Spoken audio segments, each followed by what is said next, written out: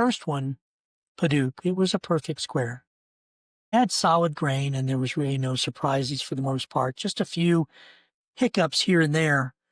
It was a good piece to warm up on. Gouge, as you could tell, slides clean, and the form really reveals itself fairly quickly. But even with the easy wood, shaping takes trust, pressure, patience, and a willingness to keep your hands steady when the tool wants to bite deep. That's how God works with some of us. Smooth grain and a willing heart. The shape comes easy. Resistance is still there, but the yield comes quicker. Even then, every pass of the chisel costs something, as I mentioned. It costs something to the wood and the one holding the tool. Here's the second one. A leftover piece of walnut from another project. It's not really square, not really pretty. There are blemishes and a knot hole near the edge. That one threatens to tear the wood itself apart if I push too hard. I don't like to throw any piece of wood away, and I knew there was something about this piece that could be beautiful, but it's going to take a minute. It's going to take some time. But I have to do a different type of turning. It has to be slow and steady. You can see the edges and you can see the marks. This is not a beautiful piece of wood to start off with. I have to go slower. I have to use a lighter touch. I have to be gentle. I have to learn the grain. I have to find its weaknesses. I have to look for its stubborn streaks. I think about how many of us feel like this piece of walnut, rough from the start, shaped by life in strange ways. We've got holes where we didn't really want them and wish that weren't there. The edges that don't really want to stay true. The nice thing about the master is he doesn't throw away anything.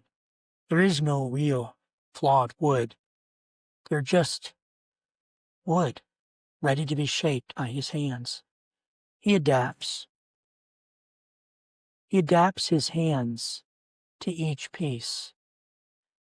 Because there is no meaningless piece. There is no piece of wood you can't make beautiful.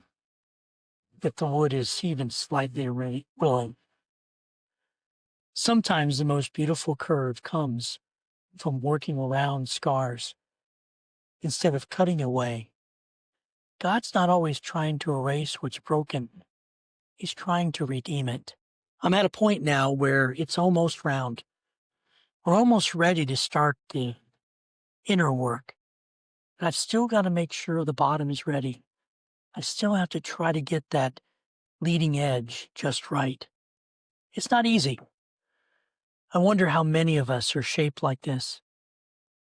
I wonder how many of us ask the master to pause because the shaping is too painful.